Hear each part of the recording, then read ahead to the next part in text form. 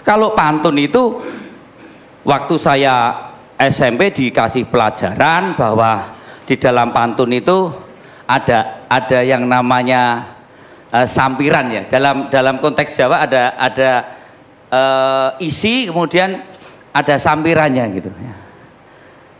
Nah, misalnya berburu ke padang datar mendapat rusa belang kaki, berguru ke palang ajar bagai bunga kembang tak jadi. Suatu yang sangat substansial.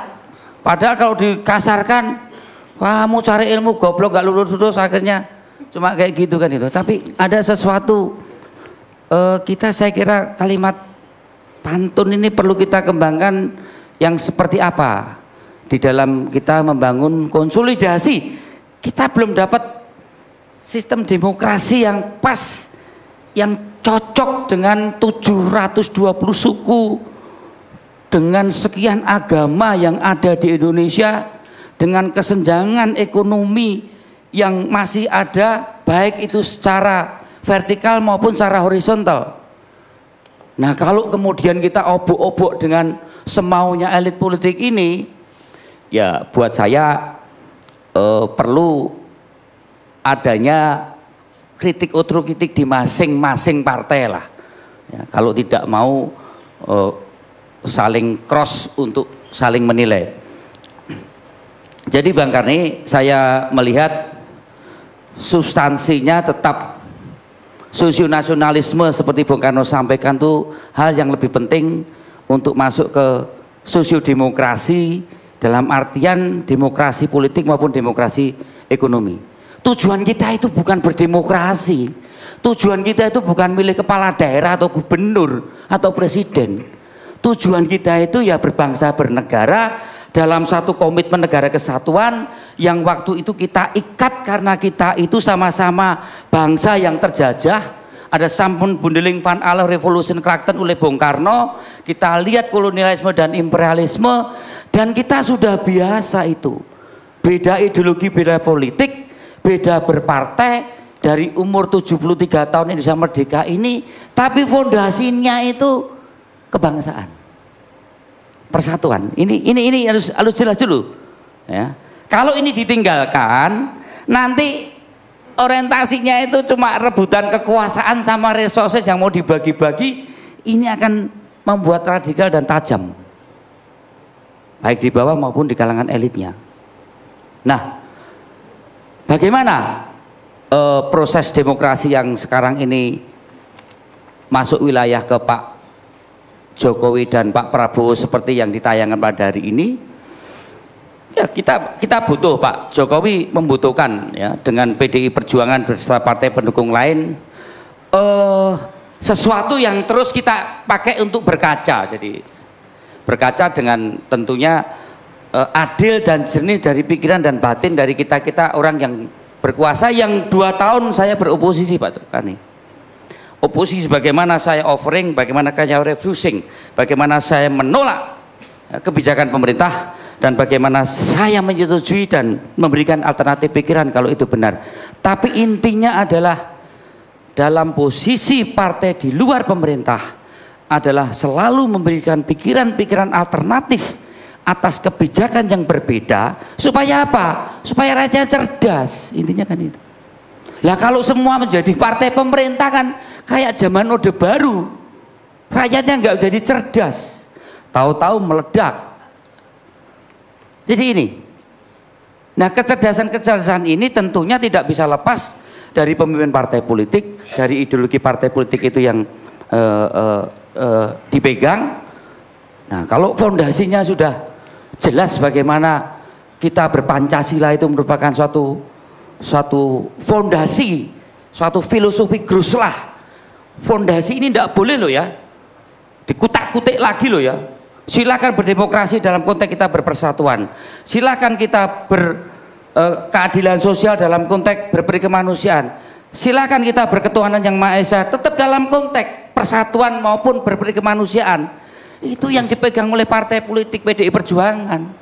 Nah, kalau kita berdemokrasi dalam konteks menghancurkan persatuan, ya entar dulu kita nggak mau ya.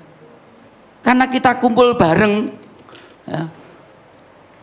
Kita nggak pengen berkonflik ria seperti Timur Tengah, jangan diproduksi ke sini. Silakan menjalankan agama ibadah sesuai dengan keyakinan yang dijamin oleh undang-undang dalam konteks persatuan Indonesia. Silakan berdemokrasi, silakan membangun keadilan sosial bagi seluruh rakyat Indonesia. Tetapi dalam konteks persatuan, disitulah Bung Karno menolak yang namanya konflik kelas, gotong royong. Kalau menggunakan jalur konflik atau cara konflik, itu komunis PKI. Yang dibangun oleh PDI Perjuangan bersama Pak Jokowi, gotong royong. Itu. Membangun sertifikat dengan musyawarah mufakat, tidak asik sepihak. Beda. Keadilan sosial dalam konteks persatuan. Jadi yang saya ingin katakan Bang Karni, antara siapapun kita berbeda partai, berbeda pilihan politik atau calon kepala daerah atau calon presiden, kepentingan bangsa dan rakyat ini harus lebih dikedepankan, karena memang tujuan kita hanya syarat inilah yang akan membawa Indonesia untuk tidak bubar di 2030. Penting itu. Kalau nggak fondasikannya dulu, bukan karena ekonomi kita bubar, karena gontok-gontokan urusan kekuasaan yang itu karena reproduksi dari elit politik. Jadi itu yang perlu saya sampaikan, karena ini kita dalam proses bersantun dia Bang Kani. Jadi setelah berkunjung ke Padang Panjang, berlanjut ke Bagan Siapi Api, bukan? Ya. Bukan soal pilpres kalah atau menang, yang penting demi konsolidasi demokrasi dan negeri ini. Wassalamualaikum warahmatullahi wabarakatuh. Hebat, udah bisa berpantun sejak ke Padang Panjang. Cantik. Jadi saya juga nggak mau kalah dengan Bung Kani sebagai asli dari Minang Padang. Bukan, Padang Panjang itu dekat museumnya Padlizon ini. Iya. Ke situ ya? Dia kurang terbiasa pantun Bung Kani. Nggak belajar pantunnya bukan dari galerinya dia, bukan? Iya, dari galerinya dia, saya sering ke tempat dia, banyak kerisnya Bung Kani. Padlizon.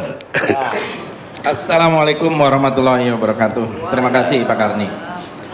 Karena temanya juga berbalas pantun, dan tadi Mas Arya Bima sudah kasih pantun, saya balas dulu pantunnya. Makan ketan, lauknya sarden. Tahun depan ganti presiden. Itu pantun Betawi Bung Kani. Itu pantun Betawi. Kalau saya pantun Minang tadi. Ya. Beli senapan dan benang rajut, tahun depan ogah dilanjut. Satu lagi lah terakhir pantun. Jalan-jalan ke Prambanan, jangan lupa mampir ke Solo. Melihat hidup rakyat semakin memprihatinkan, tahun depan presidennya harus Prabowo. Jalan-jalan ke Pintu Besi, di sana memberi sarden. Sama-sama dukung Jokowi untuk lanjut jadi presiden. Oke.